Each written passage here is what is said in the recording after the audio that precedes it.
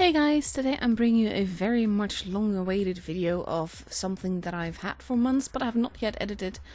So basically this will be the first edition of my exceptional aces, and they will be like very epic damage games, nail biters, Coloban and Reses, that kind of thing. The reason that this one is included is not so much because of the nail biting factor, because he's mainly hogging this rock and the bush. But it is a very much an epic damage game, and not just like an epic damage, but like epic. And I've always just sort of like not done the win replay thing, because I always feel that people learn a lot less with that. But at the same time, if you have a game like this, you can learn some things. In this case, the lesson would definitely be how not to camp in a 268, because he's getting the damage in. In this case, yes, I can't call him anything but effective. But the thing is that with games like this, when you basically are hogging a rock in a bush like this, you are getting the damage in, but it doesn't necessarily mean that you're effective. The only reason that he's effective right now is because the enemy is potato enough to just keep driving into it, and to just keep driving into places where he, and now the waffle as well, can just shoot them. But then any ace is always a combination of having the right potatoes with you, which is not when they drive like into your shots, and having the right potatoes against you. So he's now driving back. He's still doing the same thing, even though he doesn't really need to, because no one is paying attention to him. And then he just aims casually and takes a blind shot and probably lands it as well. And he's just still doing the same thing. The waffle is standing right there next to him, also getting the shots in.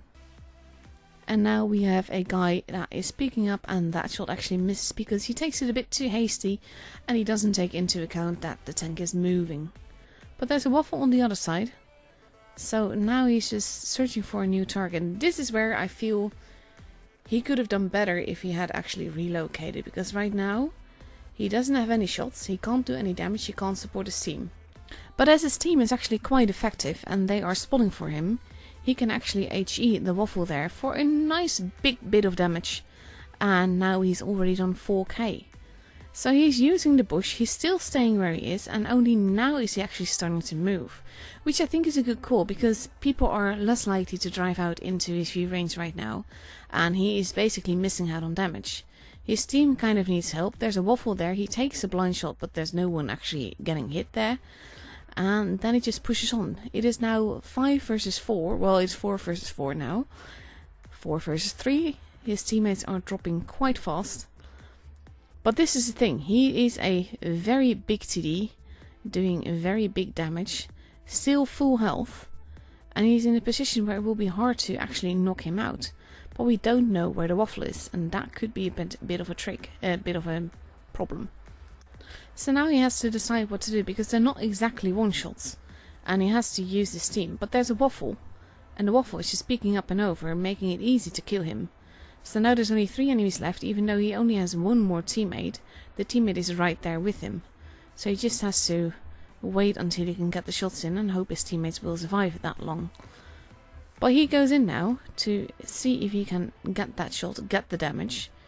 He bounces a bit, does not do the damage that he had hoped to do, and then pulls back. And his teammate, the waffle, is actually moving in to get some damage as well, but then he dies. So now he's alone against 2, and we know the DS was in the corner. We don't know where he is right now. Now we do. But now our Object 268 is a bit in trouble. He kind of needs to not HE him, because that could potentially be fatal. He luckily does not murder himself by doing that, because splash damage like that can actually hurt you as well. But they do have a base, which means that they do have an advantage. And now there's only the DS that's left. But that is a very big gun, and he can just sneeze on the 268 and kill him off. So now he's doing something very smart. He's actually pulling away, backing away, to actually make the 1A3 go into a position where he will have to go at him, which means that he will get a free shot. And he's basically biding his time, because he still needs about half a minute to fix his gun. But he does land a very lucky shot there. And that is a very vital shot as well, because look at the HP that the 1A3 has. So now he's just basically, he needs to wait it out, he needs to make sure that he doesn't get shot, because like I said, a very light shot of the 183 will actually kill him. And the 183 is actually waiting for him, and as he gets stuck a little bit against the rock and he can finally fix his gun, the 183 comes at him, but he can't pull back in time, so he actually shoots him and decides just to go at it. But because the 183 was not pre-aimed, was not driving at him the right way, our 268 actually has the chance to reload again and kill him off, and doing a whopping 9k damage, because the ribbon does not show that blind shot on the waffle, but we have 9k damage here, and that is just absolutely wicked. Regardless of the camping start, that was amazing. So now we got the second game, also in the 268. It was sort of like a period where this tank was having a lot of very high damage games. So in fast forward, we go all the way to the corner or thereabouts before he turns and spots his enemy, and this is like one of the most lucky shots ever. And then he pulls back and he doesn't even take damage for peeking out that far, just mainly bouncing shots, and that is just awesome. He is playing this tank very forwards, and that is a way that I absolutely love to drive this tank, because the 268 in my opinion is really not a camper tank. It can do so much, it is so mobile and fast that it can go anywhere. For me, I always play it as a sort of second line support tank, like I go with the mediums and then just see what happens. And now he lands a very nicely juicy shot on the PTA there. And now he is basically surrounded by his teammates, and that actually makes him very comfortable, because he can just wait it out and just see who he can shoot. And one enemy tank is actually hoping to escape, but as he drives away he shows his butt and HE is loaded and a massive shot goes in.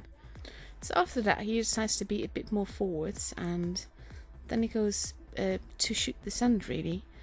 But he can't really do that, so he has to go all the way to the rock wall to see if he can get that shot in. So he actually aims fully, and at this point you know that the graphics are a bit derped, because he actually shoots the rock even though you see the shot connect next to where we see the rock. But basically now one of his enemies is gone, so he has a bit of a free reign here. He just has to be careful not to get murdered fast. So he goes in, shoots him, and then pulls back immediately, activates his adrenaline, and his teammate is actually killing off the sand that quickly. There's the girl from before, barely alive but still alive. So he is finished off very quickly, but it is now 4 versus 4 and anything can still happen. And the enemy is currently popping up in their spawn, so he's kind of like driving around before potentially going after T-54, but he's actually moving to get shots in those in the spawn. And as his teammate sadly gets slaughtered, the mouse is unspotted, and he just waits casually here until the mouse gets spotted again. I think this is a very good call, because the mouse is not an easy tank to hit, and right now he thought he was being safe, and then he lost nearly 700 HP for it. So now the mouse is moving in, showing juicy parts if the Object 268 aims carefully, and he does, and he gets that shot in. And now he is spotted, so he has to be careful. He still has some teammates left, but they're dying very fast. The mouse is moving in, showing a very juicy part, but he's not yet reloaded, but there he goes. That's another one in. And now the enemy is getting a lot easier to deal with, assuming that they don't all attack at once. And at this point he knows he needs to take out the mouse, so he actually just tries to aim, but when that doesn't work he switches to Primo, shoots and murders him. And that only leaves 2 tanks to take care of, but both are pretty healthy, and even though our 268 is as well, this certainly takes some health off. So he shoots him and then pulls back. And the thing is, he has to be careful now, he has to make sure that he only has to deal with one at a time, and then he has the best chance. And that shot doesn't actually do damage, and at this point I'm wondering what the IS-8 is doing. I'm not quite sure if the IS-8 knows. And our 268 is wiggling to try and minimize the damage done, but he does take another hit. But now he just makes sure to aim and it kills off the IS-8. And now there's only 1 tank left, but look at the damage he's already done at this point, it's nuts. But having an IS-7 as a last opponent is not really something that you will want, because basically it is troll armor, it is heavy armor, and even with the TD it is quite easy to bounce on the IS-7 unless you have the right angle. And he's at a disadvantage here because he has less health than the IS-7, and the IS-7 does not appear to want to peek out a lot. He does then though, and our 268 does not bounce that shot, and that is very tricky. He pulls back further using the rocks as his cover and the little ridgeline here, because he basically just has to see if he can get 2 more shots in without being murdered, and he waits for the IS-7 to make a move into him, and he bounces that shot but lands his own, and that is very vital at this stage. And at this point the 268 decides to take a chance, because even though there's not that much of a risk of him dying here, he does take the chance to bounce, but he doesn't, and he kills him off, and he does 9,421 damage. That is ridiculously much. But also with the ending, that is what makes this ace exceptional in my opinion. It is a very wicked game. So now we have a game that is actually not in the 268, we are in the VK, but we are on the same map as we were the last time. And this is something that I've been looking forward to showing off, because especially the ending is such a nail-biter with this one. And to be fair, this game really does not start as something epic. He does get a nice cheeky kill here, and then he basically just holds and wants to see how the game develops, so starts driving back and forward a little bit in his powerhouse of a tank, which does, like some people, bounce on it quite a bit. And he's just casually waiting, wanting to shoot back. He does shoot, but he misses by a mile and the other guy bounces on him. So he's just casually waiting really, and not really much is happening at this stage. But then he spots the 263 and he wants to get a bit of damage there. But as he shoots, you can already see that he's very likely to hit a red part, and it doesn't hit. But then he has a juicy tank behind him, so he actually just turns around, switches to HE to see if he can get that shot in. He uses the rock as cover for himself, but it also murders his gun depression, and as he shoots he actually hits the rock. So that is not very handy, and he is probably going to shoot that guy again. Putting back, he does take a hit, then decides to ignore the guy behind him. No, he's still turning around for him and finishing him off. But it does cost him a little bit of health again to do so. But overall he's being very, very careful in what he does, and he's using his team to basically get some, not necessarily assist damage, but to get some damage into the enemy there. So he drives forwards and actually pauses when he spots the 263, not wanting to get shot by that. And then he carefully just waits, but when the 263 turns around and goes for it, he shoots and he does a nice little bit of damage. And again, so far it is a nice game, but it's not really anything epic. This is epic mainly because of the ending, so bear with me. He still has some enemies left. Some of them are one shot, some of them really are not. And as the 263 just runs off, he takes the kill and then decides to more or less go in, because he can't really get murdered by that one shot there.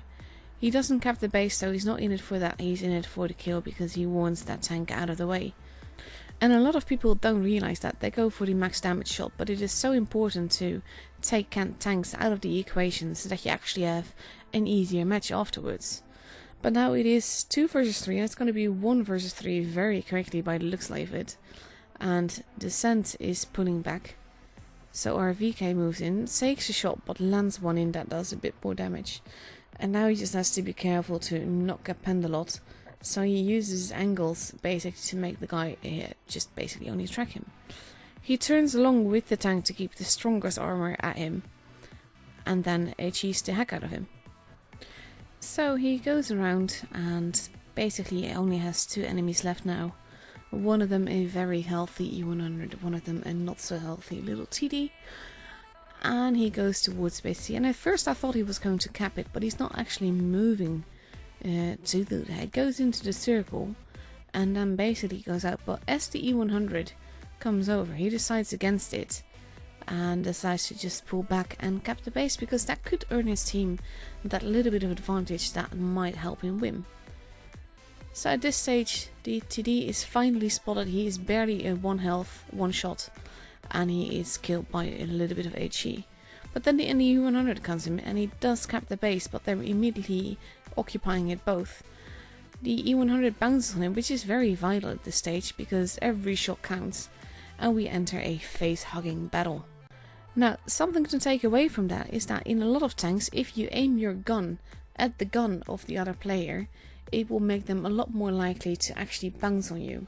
Which is why it is always good to pull back a little bit to try and actually shoot them when you are face hugging someone. And with the E100 having bounced official, he's actually wanting to get alongside, but he is an E100, which is very slow and very cumbersome, and as such he actually shows T-Bow all his weak spots in style, which is something that is good for T-Bow really. So then they face hugging again, and he does pan that as he pulls back and actually gets to see the juicy parts a little bit, and T-Bow is still reloading, so he's careful with that. But then he bounces that because the E100 turns his gun and it basically hits the his T-Bow shot hits the gun. And he has to just be very careful because he does not have that much health left, and he could potentially be a one-shot for the E100 at this stage. So the E100 bounces again, and then T-Bow shoots, and he bounces again.